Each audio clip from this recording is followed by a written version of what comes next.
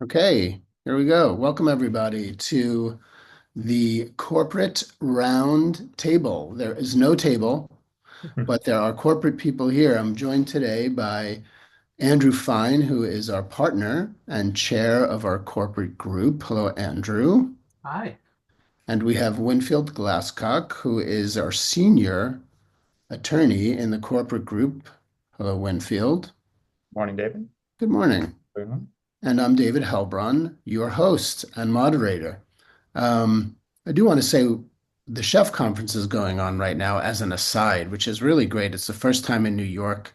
They have them in Philly and LA, and it's a series of really great panels. I hosted one yesterday on the switch from chef to owner that was very well attended and really interesting. And today they have a lot of also interesting lineups. Colicchio, Eric Repair, on and on and on. So check out the chef conference next time they're in town. Today we're going to be talking about the world of business, really, and how to run your hospitality business. And it's a round table, which means that we're going to take questions, and you can put your questions into the chat box.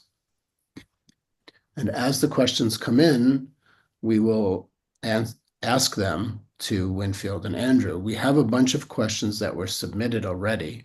And so we're going to start to get to those.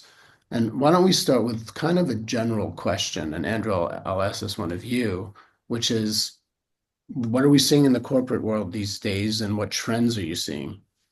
Absolutely. Well, thank you, David, and thank you everybody for taking the time and joining us today. It's there are a couple of trends, and they all kind of relate to the same general idea that scalability these days is king.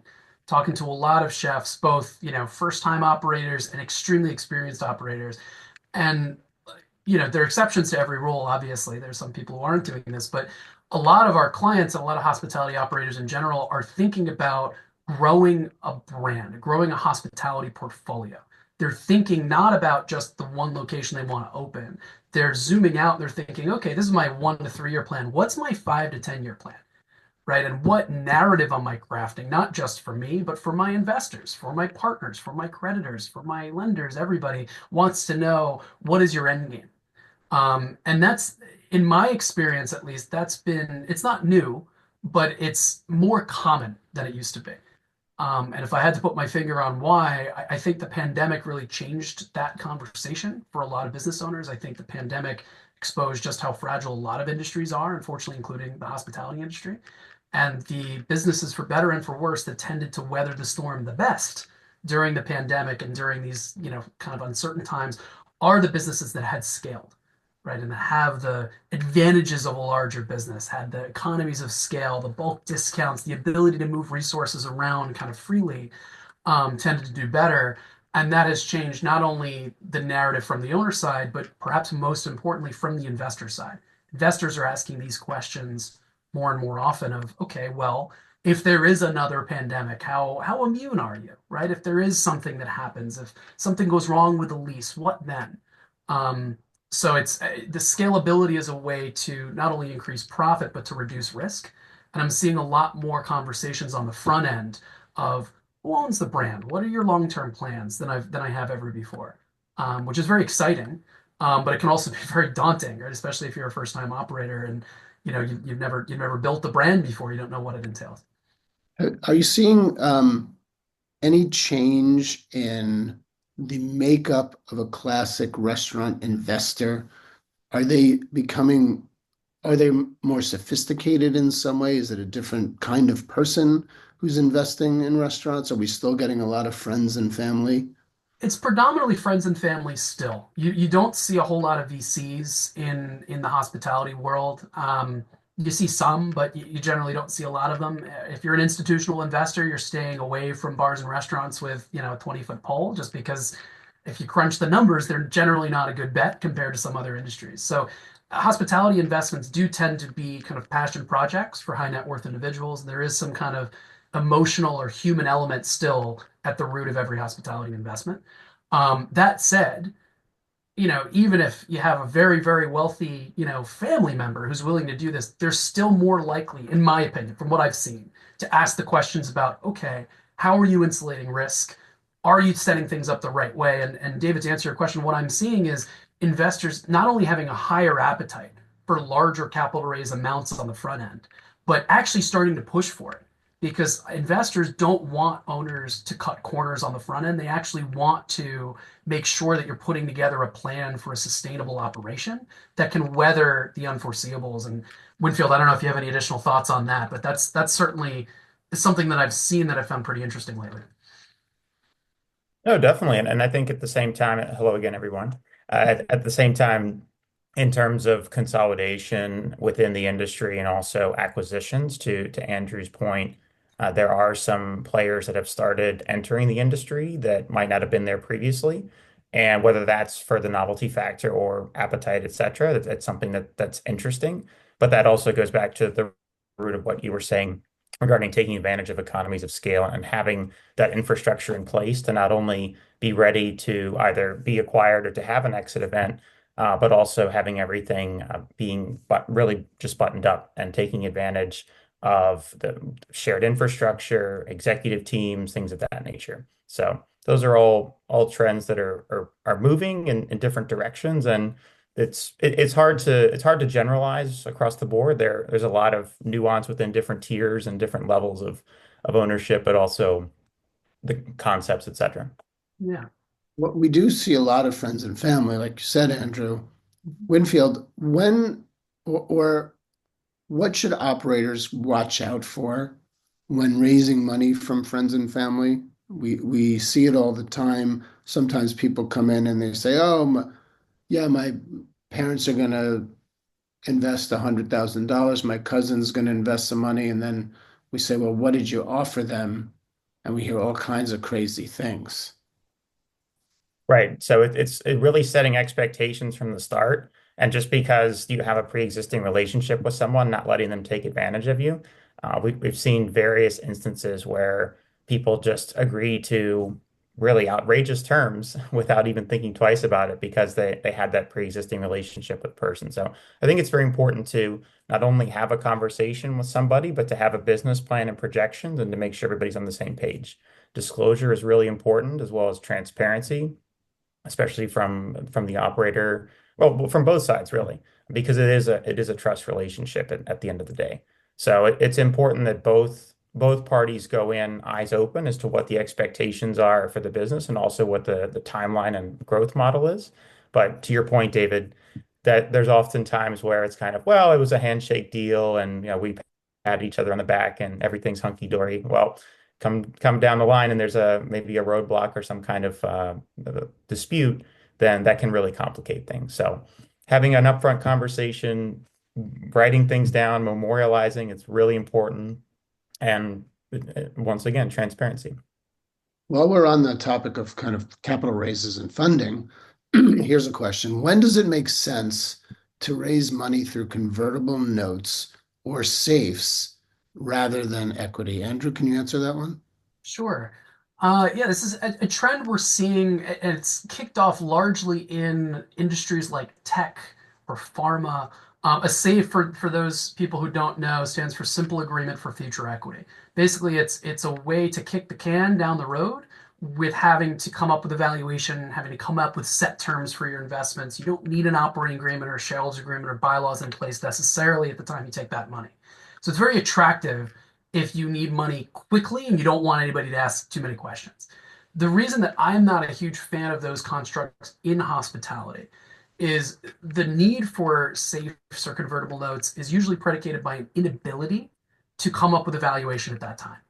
And I'll give you an example. If you're a tech company and you're basically just you coding in a basement, you have no idea really when you're going to start making revenue. You hope to get acquired. You don't know what's what, but you know you got to pay the rent and you need some money. Maybe someone's willing to take a gamble on you and say, look, I'll execute a safe, which is basically I'm going to give you money. And when you're ready to really put a business plan together, this will convert into equity, usually at a discount.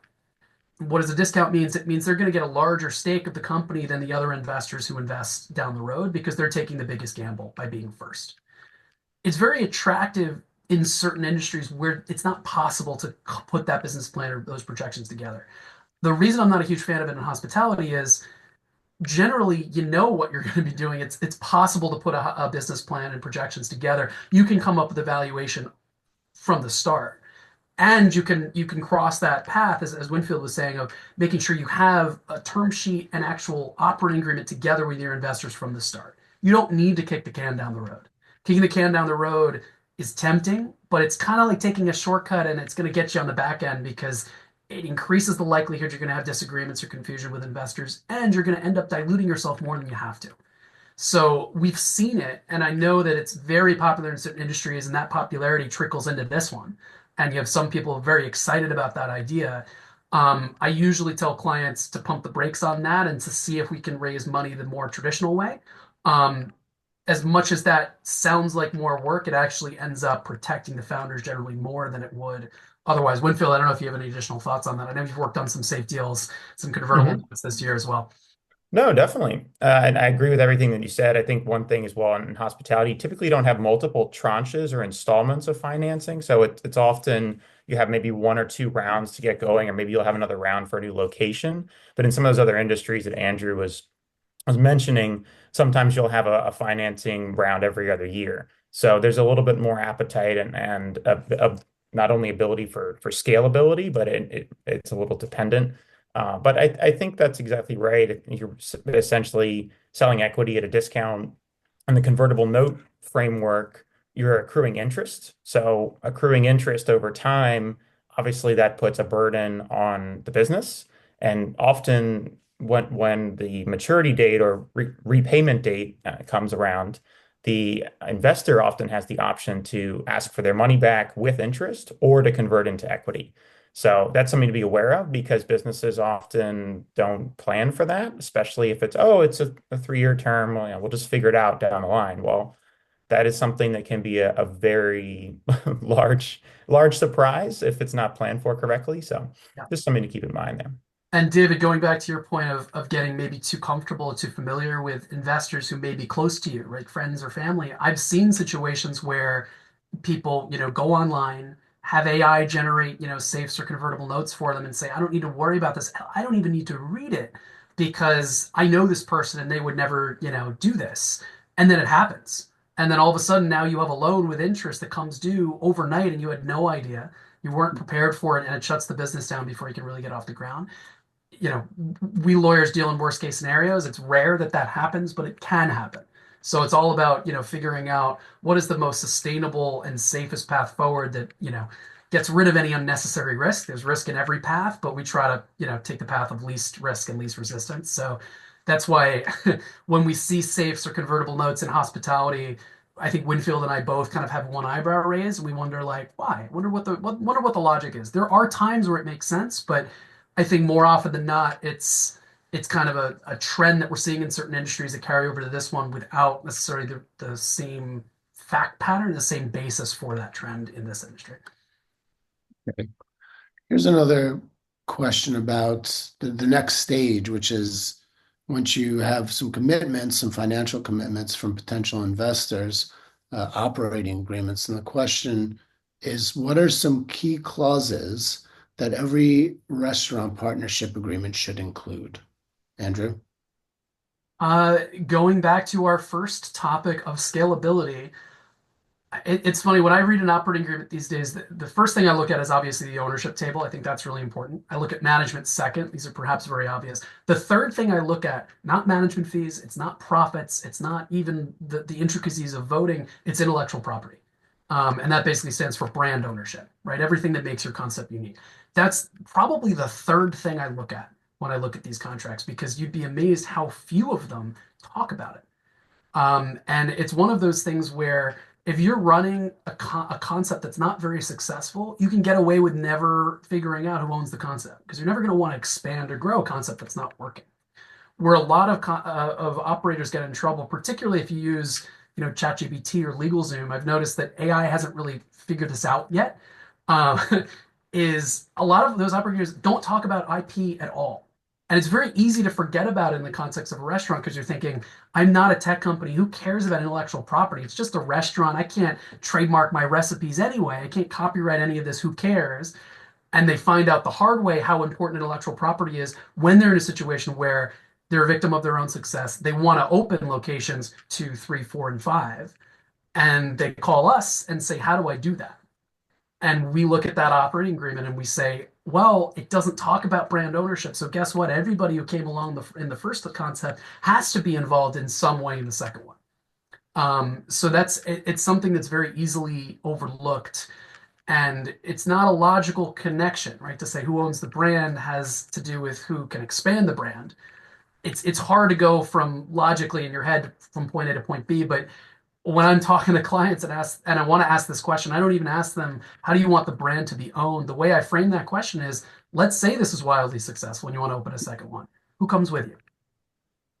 Because that, in my opinion, is the best way to frame the conversation around IP ownership. Let me ask another question. The last question on operating agreements. And here's the question. What's the best way to handle an exit clause, especially if one partner wants to cash out or step away? We see this happen all the time where people start together as friends. Maybe one's in front of house, one's in back of house. A couple of years down the line, things aren't working well, and someone says, I want out. Mhm. And not always is it clear in the partnership or operating agreement how that works. So how do you deal with that from the start, Winfield? Yes, I think that one way to do that is to put in a right for the company to basically have a repurchase option, and that allows the company to have a unilateral right to buy a member out at any time. The issue that can raise oftentimes is that members might be kind of weary of that because they might be looking over their shoulder thinking at any time, well, I can be bought out at X multiple and my investment is not I'm not along for the as Andrew was saying that the brand expansion and things of that nature. So that can create some instability, but that is often a metric that we see put into certain agreements, so whether that's a multiple of EBITDA or otherwise, that's kind of Is that the predetermined. most common way to do it?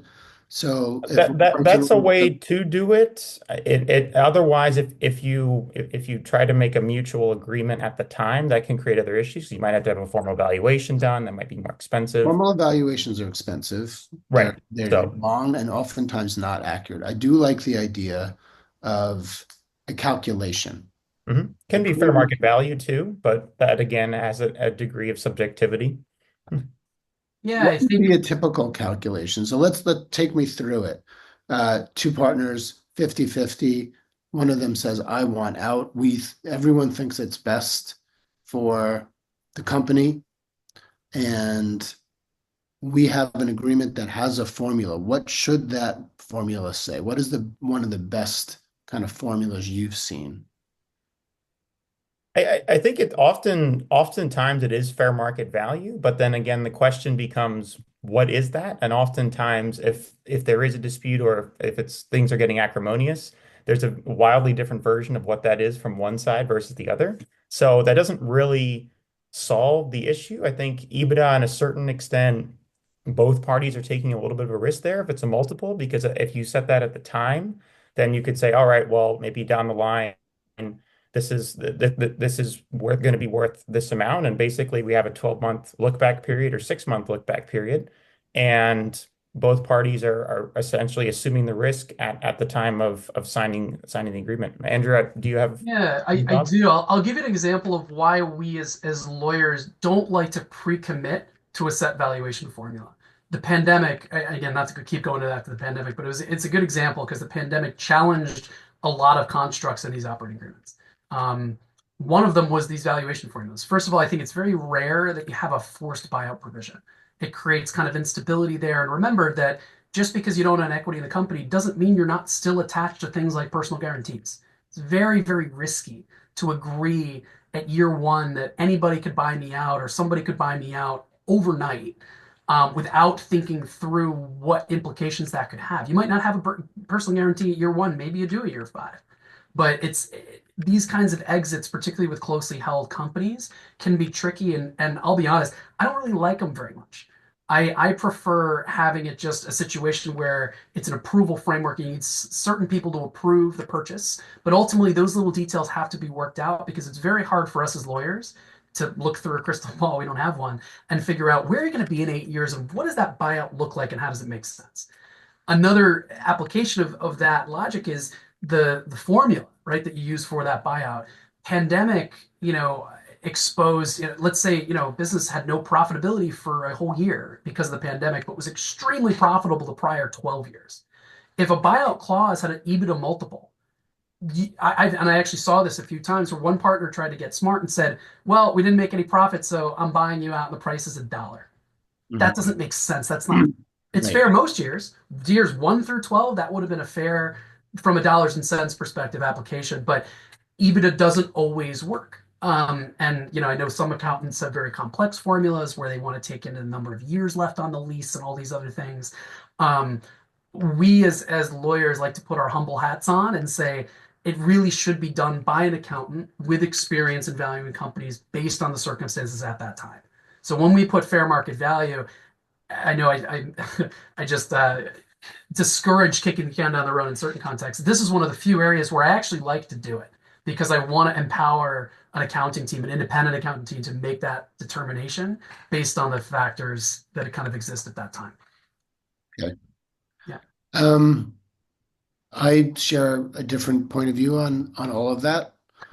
I like to look at the profits, look at the distributions from the previous year, and see how much time is left on the lease and use that as my ceiling. And then discount that because no one knows what the future is going to bring. And that's how I usually get to an appropriate number. But there's a lot of ways to skin that cat. Here's another question.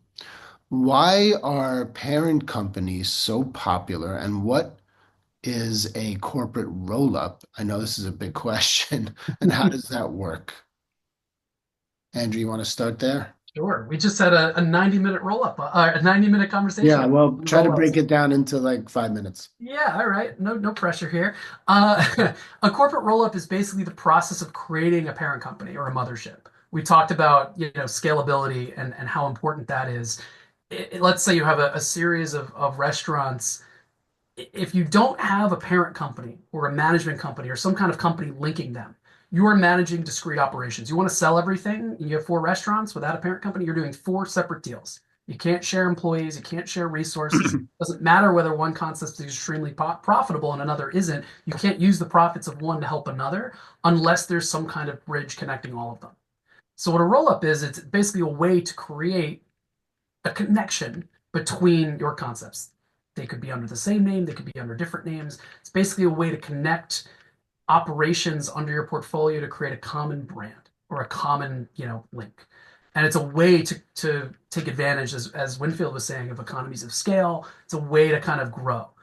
Any hospitality group that has been heard of nationally has some variance of this framework. Every large hospitality group has a parent company. They have a million companies orbiting it too. They have a payroll company, management company, they have an IP holding company, but at its core, they have a company that owns most or all of each operation under it.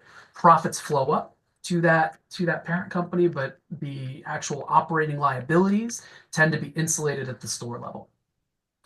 So a roll up is a way to take concepts that aren't connected at the time and create that connection by creating a parent company above them.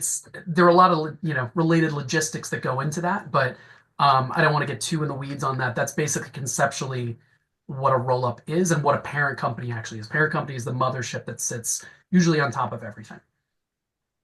And what role and where does Winfield IP come into play when we're talking about a parent company? Because now we've got this parent company and we're operating probably under one brand. And we've got a bunch of subsidiaries, let's call them, some of which may have different ownership. Mhm. How did the owners protect the IP? Well, Meaning, we'd start meaning the trademark, really. right. Well, we start by looking at the operating agreements at the store level and see who owns what. And if the company, let's say the company owns the intellectual property, one of the enticing elements for investors is to basically consolidate, if we're talking about one brand, bring everything up to the mothership, to the parent company. So have that brand be owned by the parent company and then have the ability to expand locations from there. Another way of doing it is to have the IP at the store level brought into a management company, which is essentially an entity that houses an executive team and managers, and basically have that owned at that level and then licensed into the holding company and then on to the store level. But that's definitely a big part of basically getting the roll up together and valuing that IP and seeing what that looks like, because that's really one of the major threshold issues is you're selling investors on the long term. If you're thinking about doing a roll up, you're selling them on the ability to scale with the brand. So that is really one of the major issues. And then whether that's entity or whether there's an IP holding company that's incorporated that owns the IP separately and licenses it, those are kind of separate conversations. It's more about how can I be a part of this expansion writ large? Thank you. Let's talk a second about employees because this comes up a lot. I'll get a call from someone who says, I'm starting a new restaurant and I'm going into business and I found a chef that I really like and I want to give him sweat equity and I want him to be an owner right from jump. And I usually have a pretty stark response to that. Andrew, what is that response? Hold your horses, Yeah. usually. Um, Sweat equity is I like it in theory. And it can definitely work. What I always tell clients when it comes to sweat equity is, equity is you give somebody equity, it's like a marriage, right? It's very hard to unwind an equity relationship. And you're taking an employment relationship, which typically, obviously they're protected classes and you want to talk to our employment team before you do anything. But generally that's a relationship that's easy to sever in both directions, right? It's kind of a no strings attached relationship for the most part. Again, employment lawyers would be very mad at that characterization. But compared to equity, it's very easy to untie. Equity is very, very difficult to untie. There are things we can do to protect you when you grant equity. In a common framework, David and I pitch this all the time, is when you give somebody equity, you attach either a vesting schedule to it where they earn it over time, or you give the equity up front subject to what's called a clawback. So if you give equity to a chef and they quit the next day, you take that equity back, right? The problem with taking the equity back is it requires either them to quit in a very unambiguous way, or it requires you to prove that they are being fired for cause. And that's where a lot of people run into issues because, to get your equity back, you basically have to build a case against them. You have to say, you're not doing X, Y, and Z under the contract. Here's a 30-day notice to cure. You cured, okay, great. Resets the clock. A year later, they're doing the same thing. Here's another 30-day notice to cure. Or they're not doing something that you feel they should be doing, but the contract is loosely worded and it's not clear that they're required to do that. So what happens is the company says, Chef, you're not doing a good job. Give me your equity back. And the chef says, what are you talking about? I'm doing a great job. The company's profitable. Lay off me. You can't take my equity back. And you get stuck. And I've seen a lot of people who are kind of stuck in those relationships. And what do you have to do most often? You have to buy them out. So you're basically rewarding bad behavior by throwing money at the problem to get the equity back. Hmm. Um, so to David's point, what do we typically suggest? Wait a year, treat them as an employee first, give them, an indication that, hey, in a year we'll talk about equity, but make sure you know who you're getting into business with because an equity relationship is very, very different than an employment relationship. There are also a million and one tax considerations to take into account. And generally, when I talk with clients about equity deals, I'll lay them out. I'll lay out the possibilities, but I'll also tell them to talk to their accountant because it's very easy to underestimate how complex a sweat equity relationship can be. I'd say 6 out of 10 times we have that conversation. They come back and say, you know what we're going to do? We're going to keep them as an employee. We're going to bonus them based on profits, but we're going to keep them an employee and we're going to revisit in 12 months. That lowers my cortisol levels more than the alternative generally when I hear that from people if they don't have a pre-existing relationship. If you've been working with somebody 10 years and you're like, there's no way I could do this concept without them, by all means. And there are times where sweat equity is appropriate, but you generally want to make sure you have that foundational trust before you jump. Let's talk and let's go back to roll-ups for a second because we have more questions about it. Um, Someone says, I have three separate businesses and different ownership structure in each. We have a couple of the same people in each, and then we have outliers, meaning some investors in store number one who are not investors in two and who are not investors in three. How do I roll up my company when I'm not sure that all of my investors want to come along for the ride? How do I entice them to do it? What if they decide they don't want to be in it? Does that prevent me from doing a roll up? Winfield, can you help me with that? Of course. So, of course, subject to any operating agreements that are in place. So, taking a look at that first.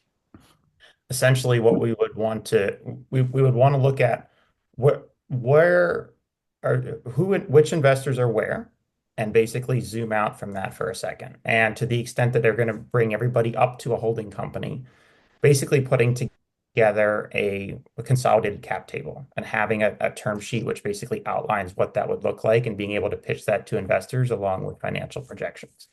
Now, if there's certain investors in one location and there's a certain investor in another location that might not be participating or that might not want to roll up, they can stay at that store level. That's perfectly fine. The train's leaving without them now. So that's basically at their own risk. A couple of other things to consider. If it is distinct brands, it might make sense to bifurcate. There are certain brands that roll up under one entity, and that can work. But another structure to keep in mind for principals that have different, basically managers that run different entities is to have what's called a management company, as I was discussing before, and essentially consolidate their ownership interests across brands at that managerial level. And maybe that management company, it houses some of your executive team, as Andrew was just talking about, some maybe sweat equity partners or partners that you work with across different ventures. And that can provide certain tax benefits and can also allow for there to be diverse investor groups at different store levels. So there are a couple of options there. Another thing, of course, to consider, as we just discussed, where's the IP going to live? If the IP is separate and distinct at each store level, then maybe it doesn't make sense to roll up into one entity. Maybe there, as I said, maybe there are different structures that we duplicate, triplicate, etc. So there's options there, but it's really having a conversation with investors to see, A, are they interested in rolling up? Because from an investor's seat, if you're becoming part of even if you have a smaller percentage, you're becoming part of a larger entity, it's really a no-brainer for them.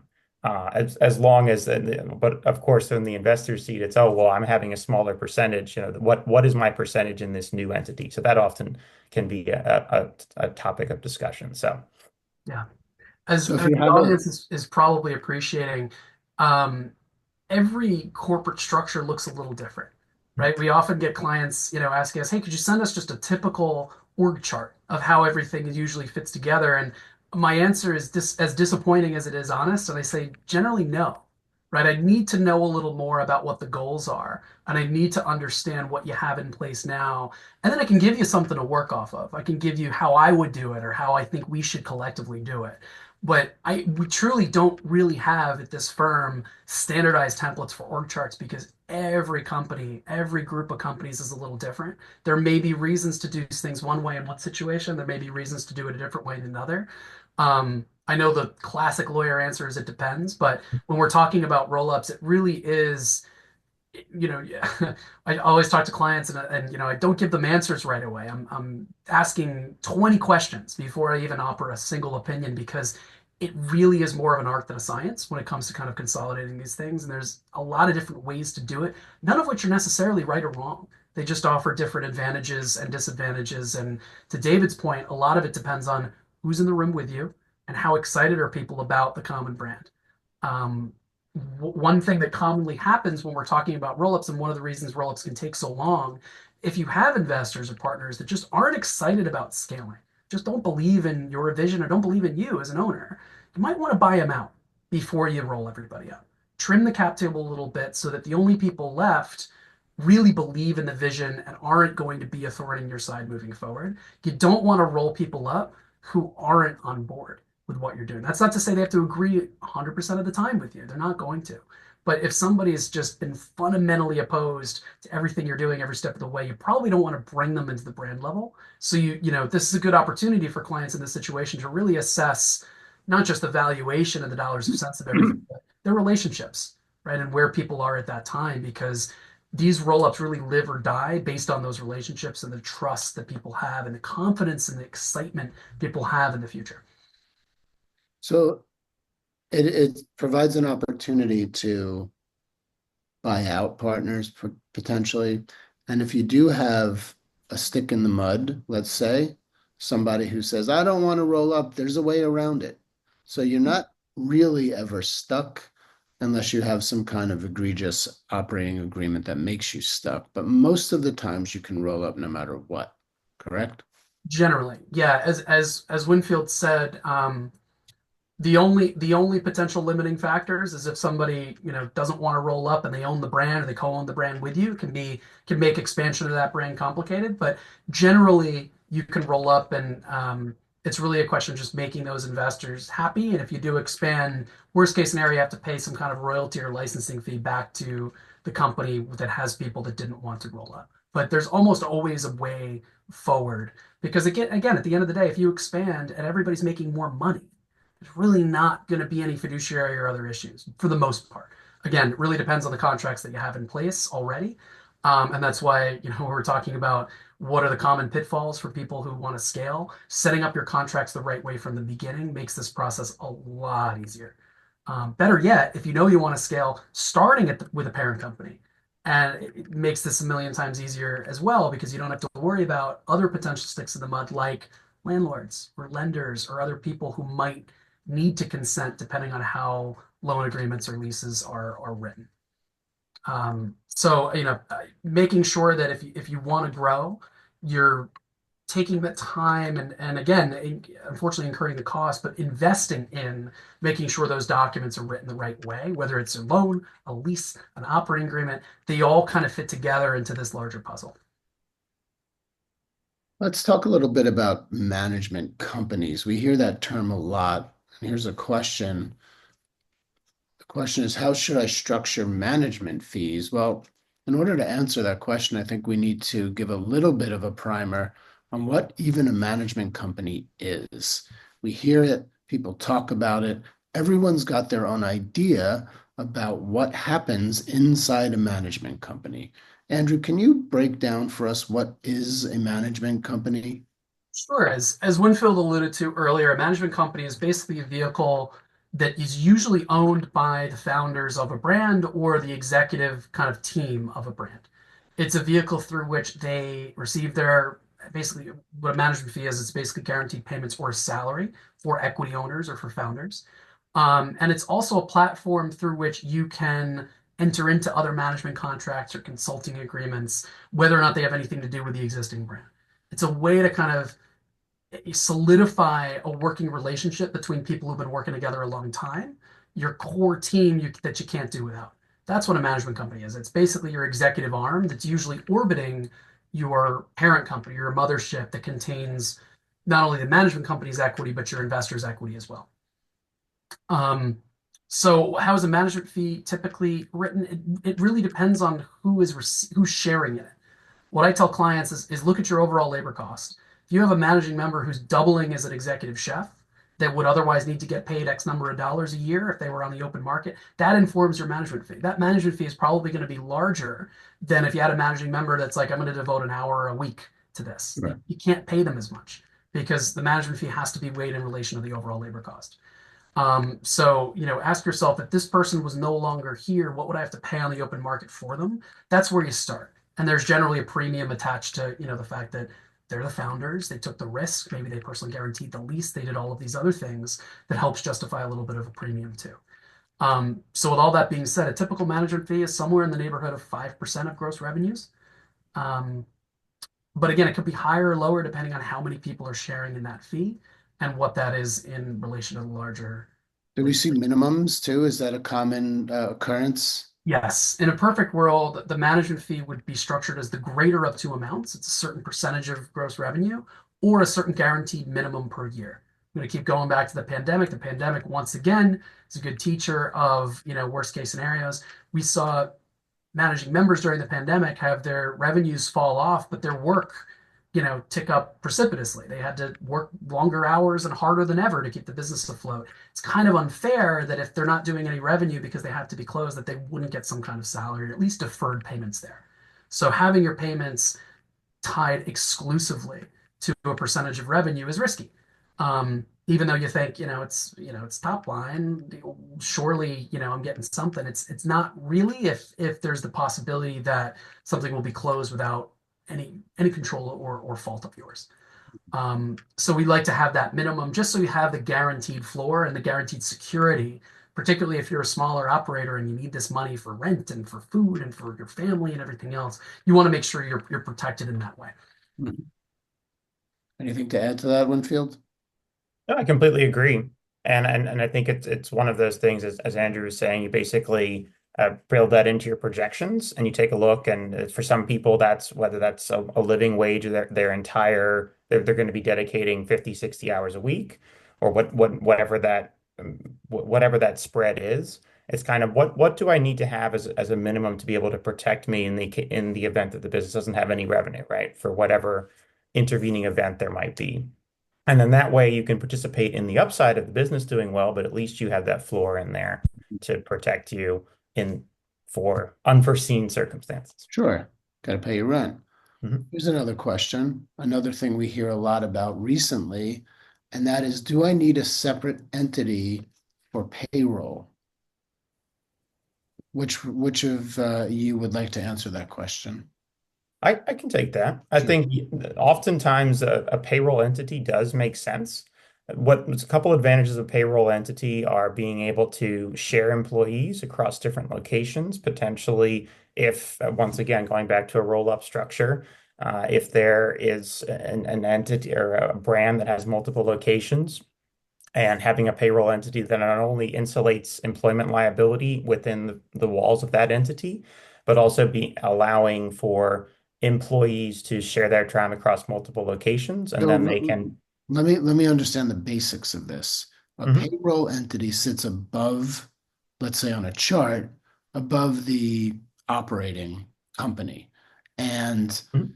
your key personnel, your directors, your managers who are working amongst different restaurants are employed by the payroll company. Is that right? Exactly. Yes.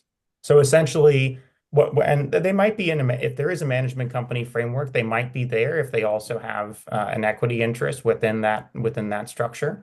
But yes, and essentially what that allows you to do is, and not as I said, insulates employment liability so that that doesn't spread into operational liability either at the store level or within the holding company.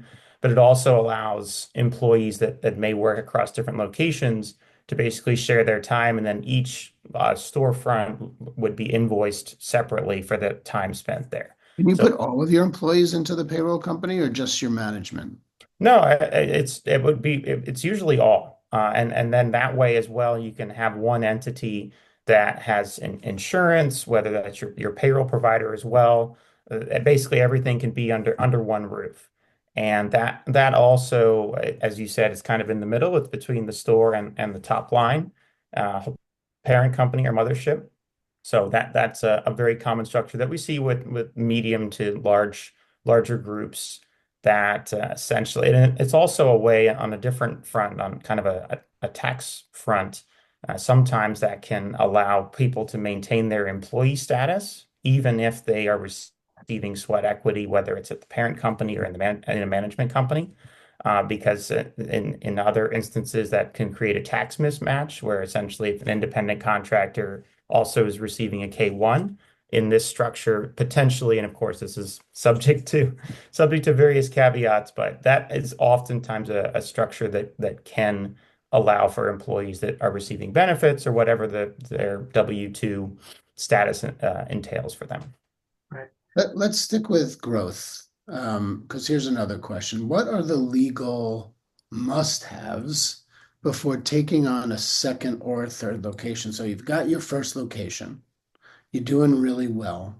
You want to make sure you're buttoned up so you can do all these things we're talking about, holding company, IP. What do you really have to have in place before setting up the second? Do you have to have the holding company formed at that point, Andrew? Certainly before you sign anything. It really depends on what that expansion looks like, right? If you set things up with your investors initially to say, you guys don't own the brand, you're investing in this single location, and I personally own the brand, then that is a very different conversation than if you sold investors, hey, you're getting in on the ground floor of something and I might open a second or a third, you're coming with me. As I've said, investors recently, in our experience, care more and more about getting in on the ground floor of something that grows. It's going to let you attract larger checks and have probably a higher likelihood of securing funding. It's harder and harder these days to get investors excited about investing in just a single location of a brand. It's very hard to do that. People have, but it's harder, I think, because again, scalability is really king and people want to get in on the ground floor of something that's growing. So how you set up the second location really comes down to my first question to a client is who owns the brand? Because how you proceed from there is entirely dictated by the answer to that question. In either case, though, even if you own the brand, you want to create some kind of bridge between the first location and the second one, whether that's a parent company with investors or whether that's a management company with just you and your co-founders. There has to be some kind of bridge. You'd want to set that up and we'd want to chart it out. But what do you need to do? You need to take a look at the operating agreement that exists for your first location and figure out what are the rules of the road and go from there. There's another question. We get this one all the time. Why are so many companies formed in Delaware? And should I form my business in Delaware? Winfield? Delaware is a business-friendly state. It has a very pro-business, not only court framework, but also a legal framework in terms of it has very specific protections for corporations and other entity types. So that's part of the reason why Delaware has been very popular. We've seen Wyoming, Nevada, certain other states that have become a little bit more popular as well in the meantime.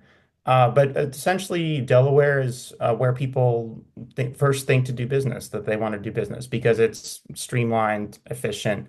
There's certain advantages there.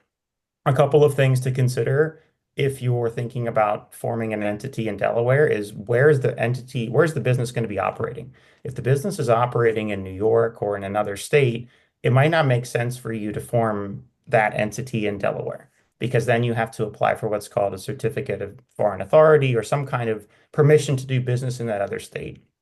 And essentially, that can create tax issues and other issues as well. So I would zoom out first and think, okay, if what are we forming and what is the entity that makes the most sense here? Also talking with your accountant and seeing if there are any tax advantages is something to consider also. But usually what we want to know first is if it's a holding company or if it's what we've been talking about in terms of a roll up, it doesn't necessarily have operations per se. It's more of a structure. It's part of a larger structure. Then Delaware usually makes a great deal of sense. But if it's something that's going to be operating a storefront or a business that has direct operations, it usually makes sense to incorporate in the jurisdiction where that business is directly operating. Yeah. Okay. Basically, if your business crosses state lines, Delaware is more likely to be attractive. If it doesn't, it's probably not worth forming in Delaware. Forming in Delaware requires you to appoint a professional registered agent down there and pay state filing and various fees twice. It can be more expensive, but that expense can be offset by certain tax benefits if you're conducting business across state lines. So that's why you'll see a lot of Fortune 500 companies are all Delaware C corporations. You see very few restaurants that are actually Delaware C corporations or Delaware LLCs. That's not to say it's not a good question to ask. It's really a question of where you are in your life cycle, in the corporate life cycle, and what purpose this particular entity has. Thank you for that. Here's a question about exit strategy. What legal housekeeping should be done in advance of a potential sale or majority investment? Andrew? Sure. So, from the standpoint of the investor or the company? Company. Yeah, I mean, again, it's similar to if you're looking to expand, you just want to take stock of what exists right now. You want to take a look at your operating agreement. You want to figure out what you can do. If you're taking on a new investor, you want to make room for them. Let's talk about a sale. Okay, a sale. You have to predict what the buyer's going to ask, right? The buyer wants to acquire the company. Do you have a holding company structure that makes that easy? If you don't, you probably have to clean yourself up internally so that you're selling one company as opposed to 10 standalone entities. Mhm. So, that's why again it comes down to making sure you're structured the right way to make the sale as easy as possible. Purchasers do not have unlimited patience, and they don't have an unlimited risk appetite either. So the more buttoned up you are, the better. A lot of people who are looking to sell often do audits, right? Whether that's labor compliance, whether that's, corporate compliance, whether it's making sure, all of your Department of State filings are current, your tax, filings are current.